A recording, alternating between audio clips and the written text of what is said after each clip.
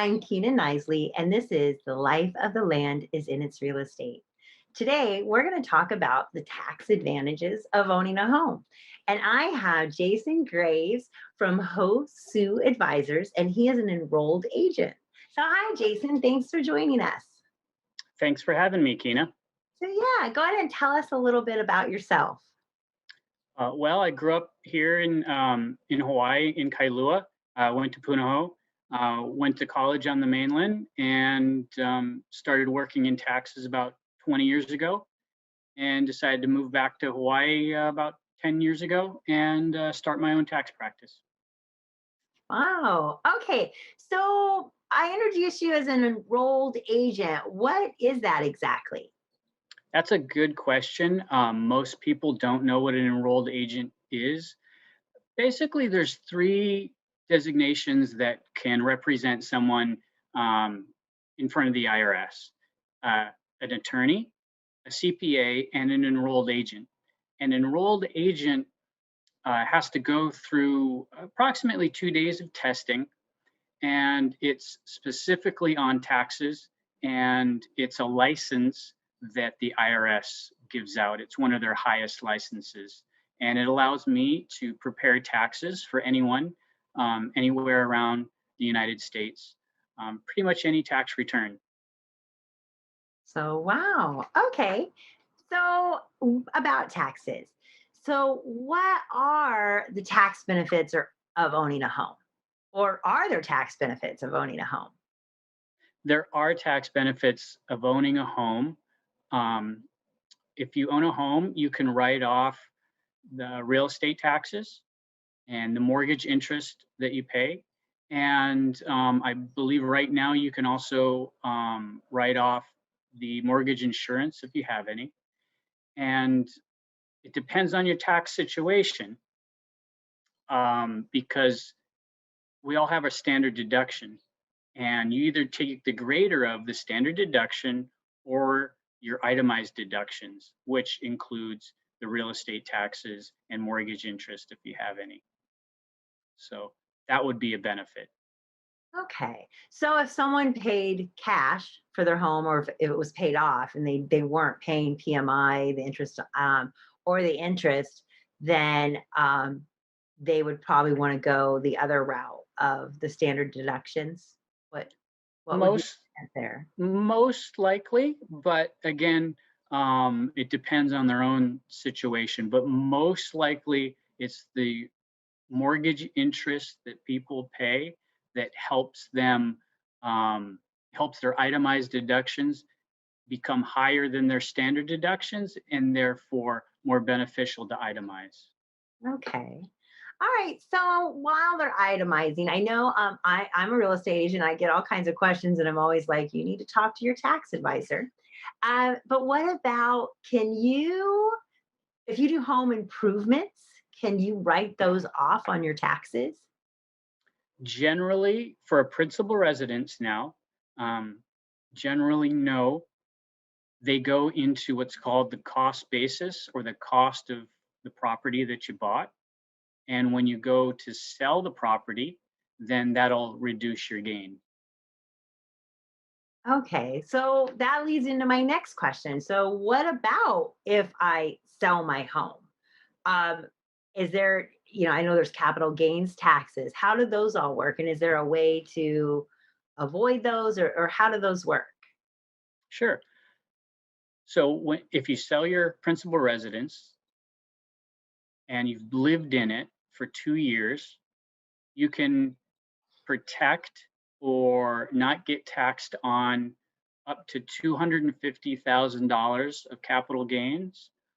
If you're single, if you're married, that doubles to $500,000. So let's say you bought a home for 500,000, you sell it for 1 million, you would walk away with no capital gains. Oh, okay. So that's beneficial. So I know people out there through COVID have taken Mhm. loan forbearance. What's the tax implication of taking loan forbearance? Oh, that's a very tough one because that's very taxpayer specific. So We'd have to dive into the rules a little bit depending on their specific situation. But some people, if there's loan forgiveness for mortgage interest, that may be non-taxable. However, if we're talking about like credit card debt, um, if someone's forgiven their credit card debt, then most likely that's income. When debt is forgiven, the IRS says most likely that that's income to the taxpayer. So, so the forbearance that they're tacking on to the end of their loan is not something that they can claim, or is it a benefit, or is it is it harmful to your taxes to having taken loan forbearance? Hmm, that's that would be a very taxpayer specific Okay, question. Sorry, it depends. That's probably on, on the income. best answer on that one. Okay, all right. So I work with a lot of investors, and I know some of them have been asking me, what's the tax implication when their tenants aren't paying the rent? That's a very good question, and that's happening a lot nowadays. So most taxpayers, individual taxpayers, are cash basis. What does that mean? That means whenever they receive income, let's take the um, rental situation. When you receive income or a check, that's when you record it. But if you're not receiving any income, um, or not receiving your rent check, if you're a landlord, then you don't record it as income. So for that month, you would just keep track of your expenses.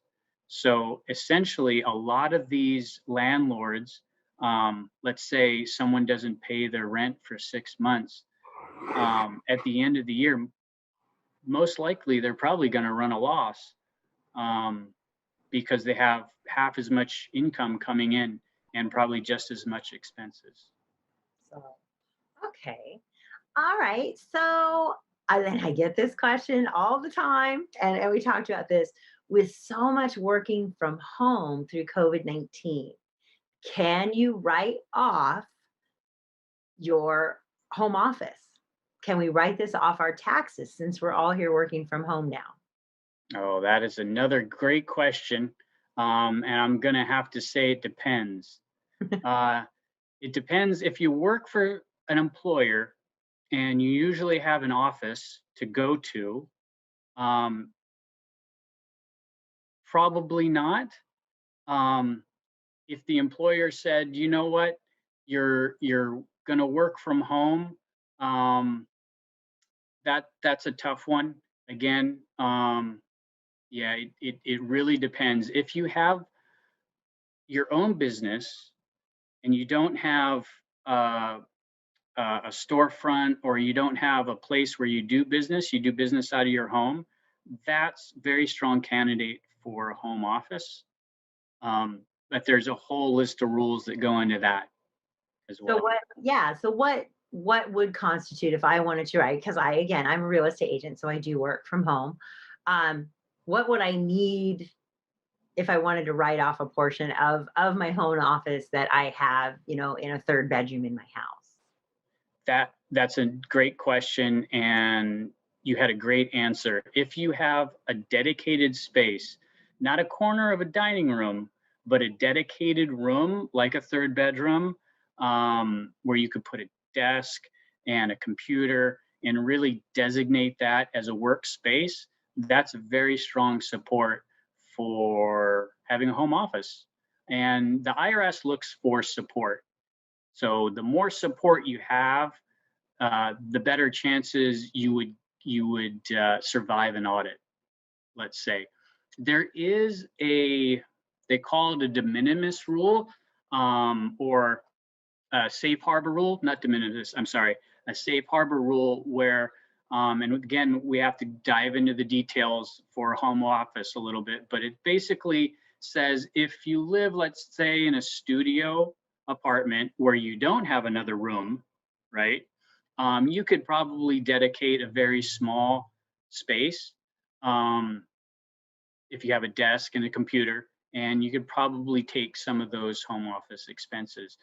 There's actually a court case in New York where a taxpayer, they went to court, and she said, I work from my apartment. It's a studio. I don't have a separate room. And she won. So, yeah. So I need to take a photo of my office. If the day I get, if there's a day I get audited, how do you prove?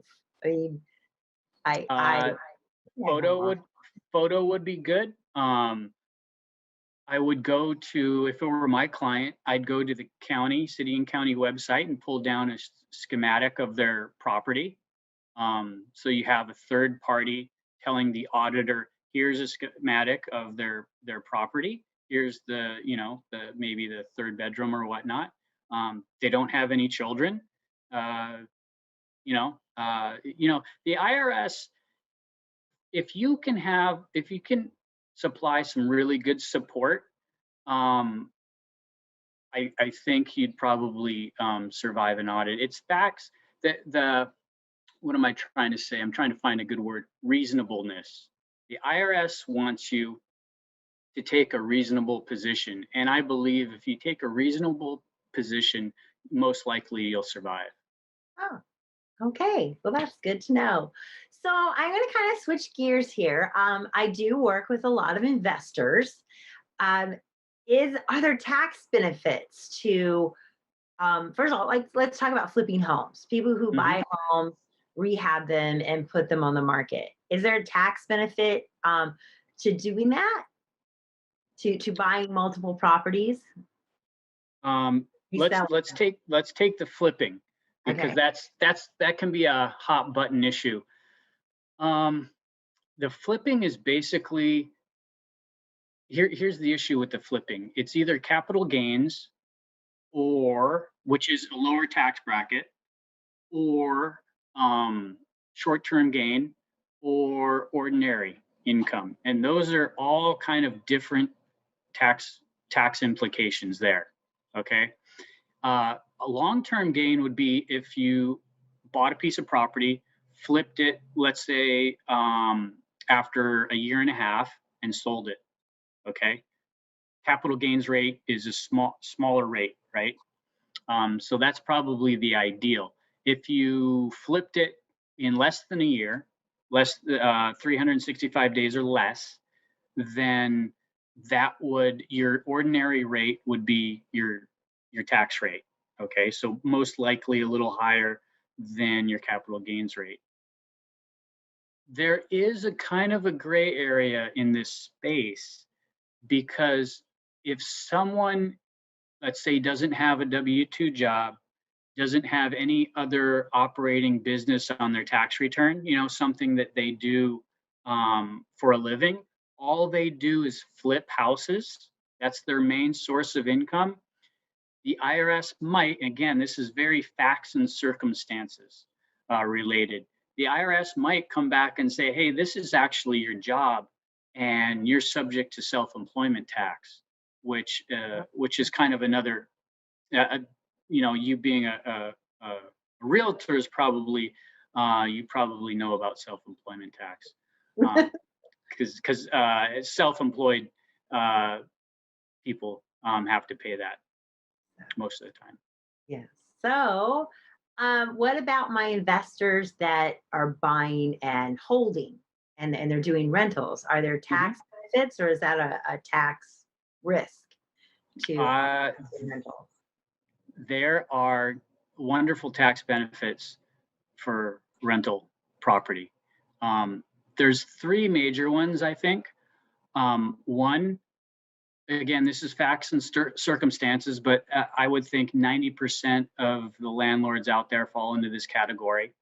That if you have taxable income from uh, real estate, rental real estate, which the IRS deems as passive income, um, that's not subject to self-employment tax. So self-employment tax is a 15, generally about a flat 15% um, rate. So you're not subject to the 15% rate on any taxable income. That's number one. The second benefit um, is a 1031 exchange. What is that? That's a like kind exchange. What does that mean? That means if I want to sell a property that I've been renting, generally it's 2 years. Again, that's kind of a gray area, but generally, if I've been renting it out, using it as investment property for 2 years, I can sell that property, buy another property or multiple properties, and any gain in the property that I sell is automatically rolled over into those properties, and I don't have to pay tax on that. So that's the second. That's the second. The third, and I think is one of the most powerful, is depreciation. So when someone buys investment property and rents it out, uh, uh, a portion of the purchase price is allocated to building, and another part is allocated to land. Now, land doesn't depreciate, right? Land is land. It doesn't go anywhere. It doesn't lose its value for the most part. But a building does, and the IRS does lose its value. The IRS has deemed that the price that you allocate to the land, to the building, is going to depreciate at over 27 and a half years. What does that mean? That means that if you have, let's say, $270,000 allocated to the building that you purchased and that you're renting out, you're going to take approximately $10,000 of depreciation expense every year. What does that depreciation expense do? It's an expense. So let's say you have a net income of $5,000, okay, from your rental for the year, and you have $10,000 in depreciation expense. That $10,000 of depreciation expense will come in and wipe out the $5,000 of income. Wow. Okay. Powerful, huh? Yeah. So it does sound like, investing in some rentals is probably a good tax benefit. All right. So I did have one of my clients ask, what are there legal ways to save on? Legal is the key word there. Mhm. Legal ways to save on taxes as an investor. Le- wow, that's I just illustrated one. Yes. Uh, You have to say the um, legal ways. yeah. The like kind exchange is another, and this goes for any. Those are real estate specific, but any investment almost. And I have to qualify myself, and this is not tax advice to anybody in particular. Okay, I always tell people you need to um, visit with your tax advisor for your specific situation. But in terms of investing in almost any asset, the best way to do that is to hold it for long term. And you get the capital gains rate, long term capital gains rate, and that's generally going to be lower than your ordinary rate. All right. So for our last few minutes, we are going to switch gears again and we're going to go Mhm. into LLCs. So I always get the question, should I buy this property in my LLC or in my own name? And again, I always say you need to talk to your tax advisor because that's not my job or my expertise. So, what is your advice? What should people, if they want to buy even let's talk about their own homes. Should they purchase those in their own names, or is there a benefit to purchasing in an LLC? I would not purchase it in the LLC because that, to my knowledge now, and I don't know the whole code. I don't think anybody does. Um, if you purchase the home, your principal residence, and put it in an LLC and live in it, you will not be able to take the 250,000 or $500,000 exclusion, capital gain exclusion when you go to sell it. Now, let's switch gears over to rental real estate, which is, I think, where the main question is. Um, LLCs are a legal entity. There's no tax benefit owning an LLC. So there's no LLC tax return. Never has been. It's purely, I think, for asset protect. Not purely. I'm sorry. I'm back up there. It's mainly for asset protection. There's probably some other advantages that the attorneys would talk about. So I would say, visit your tax advisor and your attorney. But from a tax standpoint, LLCs, again, are legal entities. But once you create the LLC, and this is how I explain it to my clients, when you create an LLC, you're basically creating another entity, another person, a pseudo person, let's say. Now, the IRS says, fine, that's great. You have this pseudo person, but we need to know, how do you want this pseudo person to be taxed? Do you want this pseudo person to be in your own personal tax return? That's a disregarded entity, if only one person owns the LLC. Or you can tax the LLC as a partnership, or as an S corp, or a regular corporation. So what happens when you create an LLC? You have to kind of hold up your hand to the IRS and say, "Hey, Mr. or Mrs. IRS, we'd like to have you tax this LLC as a corporation." So that's the tax advisor. That's pretty much my job. Okay.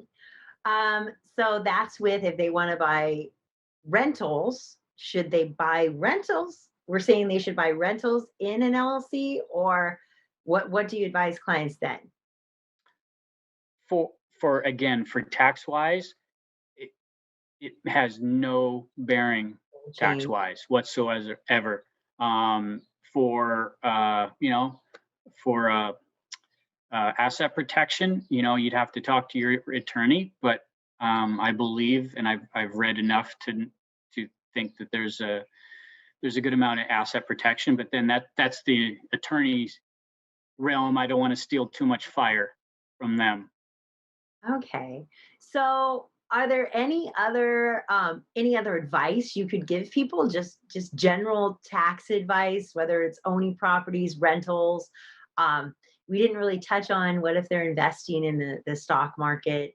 Are most of those we have time, we could spend a couple minutes. If their investments are not real estate, um, how do the taxes work on those?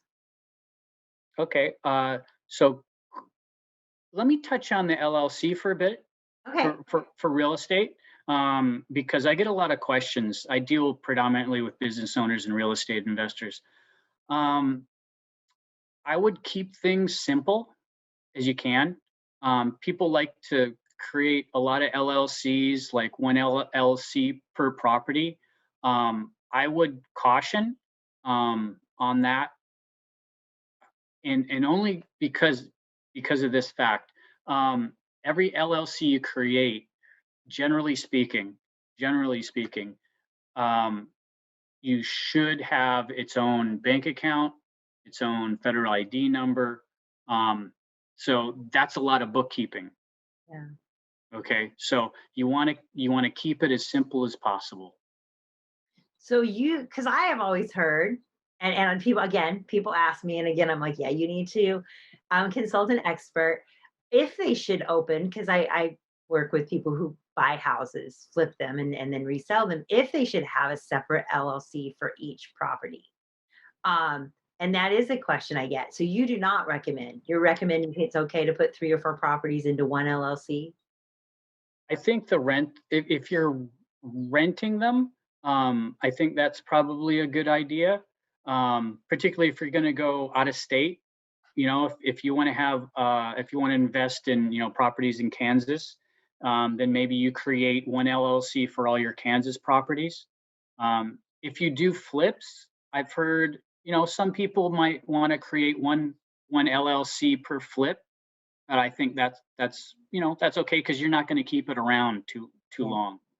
I mean, it's just if you have 10 properties in Hawaii, having 10 different LLCs with 10 different bank accounts, that's a lot of bookkeeping. So, all right. So, is there any other quick advice you want to give our viewers? um, Keep things simple. Really try to be well organized. That helps your tax professional. And when things start getting, I know a lot of people do like to do their tax returns themselves, but when it starts getting to be a headache, I'd look for a tax professional who's has a lot of real estate and business experience. Oh, all right. Well, thank you so much for joining us today. And thank you for joining us on the Life of the Land is the Real Estate. I will be back in a couple weeks and we will have an investor who is investing in multiple doors on the mainland while he lives here in Hawaii, as you talked about. And we'll be sure to cover whether he has them in one LLC or several. Um, and he's going to tell us how he's been able to do that and manage that from Hawaii. And I wish you all a happy holiday tomorrow. And I will see you all in a couple of weeks.